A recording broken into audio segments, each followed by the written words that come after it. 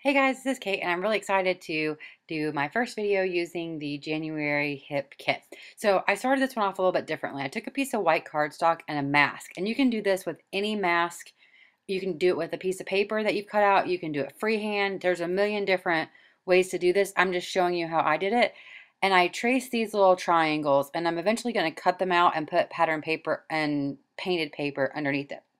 So, like I said, you could do a chevron pattern, you could do circles, hearts, stars, anything like that. And I'm sure if you have a die cutting machine, you could cut out a pattern on your die cutting machine and use that as like a template. There's just you could trace a sticker. There's so many different options that you could do with this technique. And I had so much fun doing it, and I love this particular mask because it's 8x8 size, I believe. So this is not the one I'm going to actually use. I'm just showing you how to do it because I forgot. I just added that in. Um, but this is exactly how I did it on the piece that I'm going to use. And I just used some regular white cardstock. It's nothing fancy, and an X-Acto or a craft knife. And make sure you do it on top of a self-healing mat, so you know don't cut your work surface. And so all I'm going to do is cut these out, and I kind of do all the ones in the same direction at one time and then turn the paper and then do the same direction. That kind of works the best for me.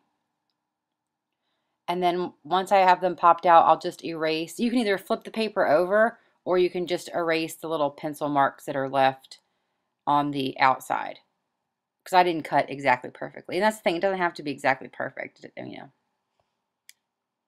And so then I'll slide a piece of paper underneath here so you can see kind of what the effect will be. So here's the piece that I'm actually using for this layout. I just have a piece of cardstock underneath it so you can see. And what I'm going to do is I'm going to take the Distress paint that is in one of the add-on kit, and I'm going to add some different, you can see there, I'm going to create different tones with that Distress ink to use underneath those triangles. So I used the picked raspberry, and then I had the sponge sugar and the picket fence that's white and pink, but you can use acrylic white paint, you can use gesso, you can use anything to dilute that picked raspberry, or you could just do them all the same color. It really doesn't matter. I'm just showing you how I did it. And so I basically just kept adding different, you know, white or that lighter pink to create kind of like an ombre of pink colors. And then my plan is to cut small pieces out of that and put them behind all of those triangles I cut out of that white paper that I'm using as the base of my layout. You'll see that I had tested this beforehand, which is what I showed just a second ago, and I actually end up using mostly that when I make the layout because this wasn't dry yet and I was being impatient. But it's the same thing. Now I'll just hold on to that one and use it for something else, to punch shapes out of or something. So at first I think I'm going to use this wood grain paper, but then I decide to change the background paper because I feel like that one's just a little bit too busy. So I'm taking this crepe paper Love Notes, and I'm using that as the first mat. And then this Amy Tangerine, which has all these awesome colors in it. I love this cut and paste paper. And then lastly, this Studio Calico one, and I'm creating just a small border with that one.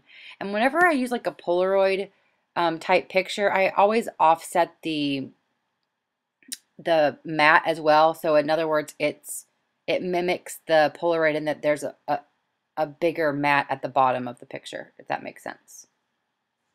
So here's where I switch out that paper. I think that's much better. The other one was too distracting, I think. So I'm just tucking this little envelope that some of the embellishments came in, and I'm going to put some journaling in that. And then I'm using these little tickets off of the crepe paper Maggie Holmes sticker sheet, and then that little geotag with the heart in it is one of the dimensional embellishments from the embellishment add-on, I believe. So as you can see, I'm trying to speed up this process and dry it, and I end up just reverting back to the original one that I made. So I'm basically just cutting little shapes or little pieces out, and I'll flip it over and use like washi tape to secure it.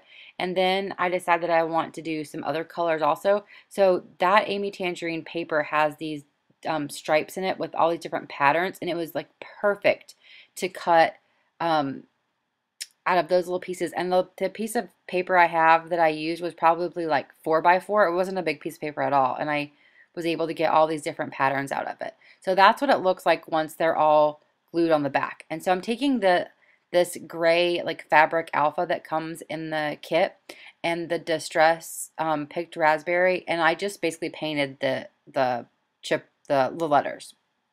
I'm not going to end up using them because it just doesn't work on this layout, but they look awesome and I put them aside. So now I'm just cutting a little piece off of this Dear Lizzy paper to insert into the little envelope for my journaling. I'm going to secure the picture down on some pop dots, and then the rest of it I'm going to leave flat and just secure that onto the layout. Also, when I put the white paper down, I kind of rolled up the top and bottom of the white paper. I just used my T-square ruler there to make sure that was straight. It's a great trick for making sure that your mat is straight on your background paper. I'm just adding these two little vellum print shop stars, and this is a sticker from that Amy Tangerine sticker book, and I just stapled those stars down. And this is also a vellum airplane from the print shop collection. And I'm trying to make those work, and I just decided to use the Studio Calico wood veneer alphabet that's in the kit and just write California along the side of the layout of the picture.